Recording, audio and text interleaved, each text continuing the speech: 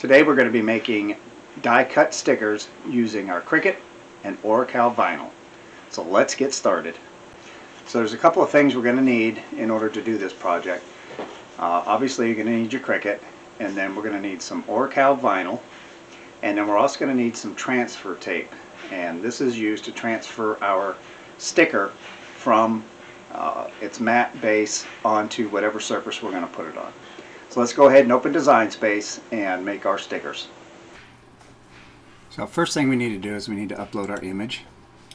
So we're going to click Upload, Upload Image, and then browse to wherever your image is stored, or you can drag and drop it into the Design Space. We're just going to use Simple here because it's only one color. And Continue, and then Apply.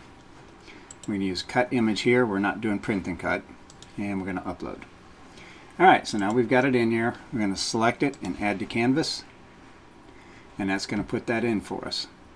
Now we need to decide what kind of width we want, and I like to run about 5 inches so I can get multiples on here.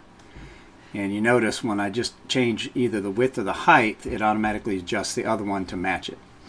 So now that we have one image on there, we're going to select it and hit Control-C on your keyboard, which copies it to your clipboard, and then Control-V, and that pastes it. So we're going to set those side by side, and we're going to do another Control-V, and that puts it down below, and one more. So we'll be able to have 4 stickers on our vinyl. So now you need to select, just drag and select all 4 of them, and we're going to attach them, because if you don't, it's only going to cut one image. So in order to cut all 4, then we need to attach them to each other. Now we're going to select Make It. Make sure our layout is fine, and then Continue. And it's going to find your Cricut, and then we can go ahead and load our vinyl and start cutting. Make sure that you're setting your dial on your Cricut to vinyl. If you have a really thick vinyl, then you want to do Vinyl Plus. Otherwise, just the medium vinyl will work just fine. So let's go ahead and cut. So now my vinyl I like to buy by the roll rather than the sheets because it's cheaper by the roll. The downside to that is you have to cut it to your length that you want versus having it already set at a 12-inch by 12-inch sheet. Because we know our Cricut can only do 12-inch by 12-inch. So I have a cutter that I use, and you can do this by hand, that's fine if you don't have a cutter. You just need to approximate it, because anything larger than 12 isn't going to get cut anyways. So I measure across my 12 inches. And I go ahead. So now we're going to take this over and put it into our Cricut and get our die cut stickers cut out. Okay, so we have our sheet ready to go. We're going to go ahead and load this into the Cricut and hit cut.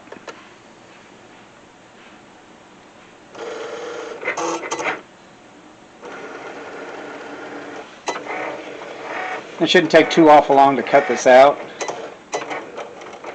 It will take a little bit of time just because of the detail on the decal, but not too awful bad. So we'll come back once it's done, and then we'll start weeding our vinyl. So now that our stickers are done, we're going to go ahead and weed them. I went ahead and cut mine into separate stickers. I just find it's easier for me to weed that way. You can do it on a full sheet if you want. There's really no set way to do it. You can do it any way you like. I also like to start with getting rid of the main part of the sticker that I'm not going to be using.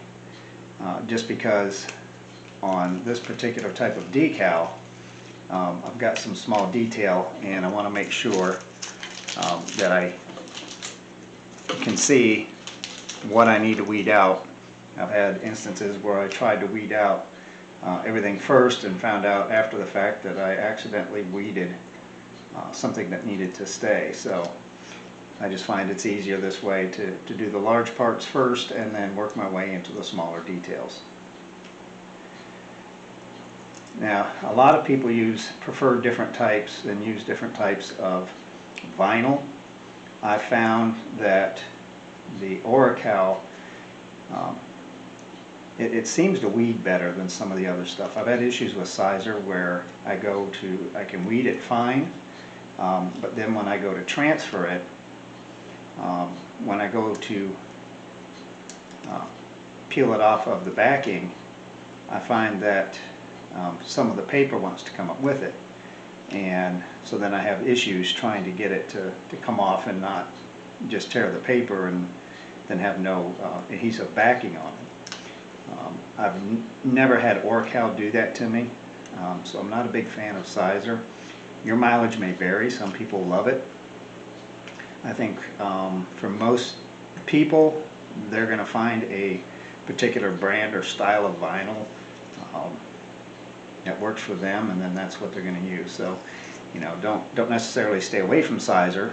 It just maybe how I do it isn't conducive to the way the Sizer vinyl is made. So just about done here.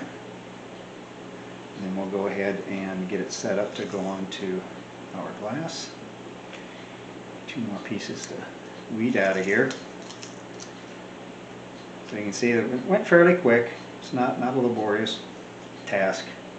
Okay, so there's our sticker all ready to go. Now we're going to go ahead and get our backing, not our backing, but a transfer tape on it.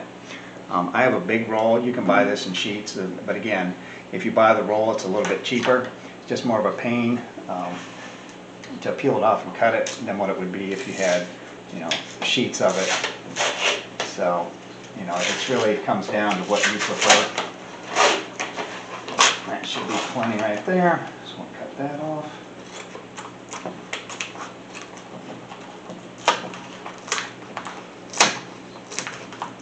There we go. And then we're going to go ahead and put that on there. Now we're going to need a burnishing tool or a squeegee to get this to adhere good. But what I'm going to do here is just trim off the excess transfer tape. That way it doesn't stick to my surface here when I burnish it.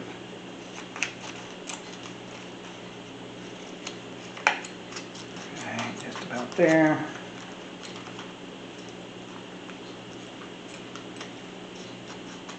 Okay, now with your transfer tape, there's also different levels of adhesiveness to them.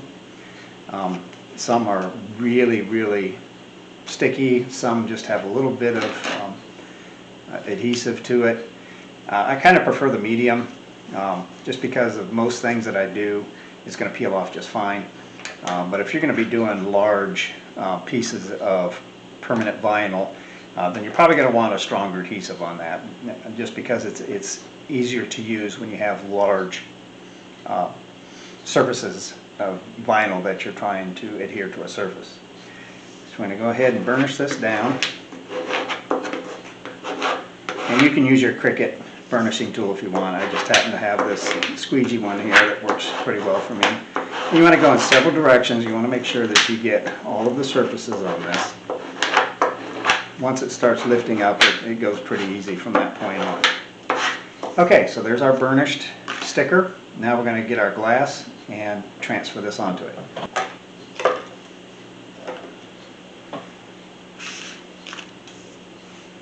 So when you have your glass, and this is just for demonstration purposes, but this is a glass trivet you can get from Dollar Tree. They're really cheap, you know, $1.25. But you want to get some rubbing alcohol and clean your surface to make sure there's no oil on it or no residue of any sort. We want a nice clean surface to put our sticker on. We'll make sure it adheres as well as possible. If you don't clean it properly, you do run the risk of it peeling over time, and we don't want that to happen. Alright, so we've got that nice and clean. Now we're going to go ahead and peel back our transfer tape. And when you're lining this up, let's say you're putting it on the back of a truck, what I found that works really, really well is you get a piece of painter's tape and tape it across the top here and use that to kind of align it onto your window. And then once you've got it where you want it, then you can start peeling the backing away and allow the sticker to lay down onto the glass as you go. So we're just going to do this. We're going to lay the sticker on here. And I like to take my burnishing tool and just kind of help push it down as I go.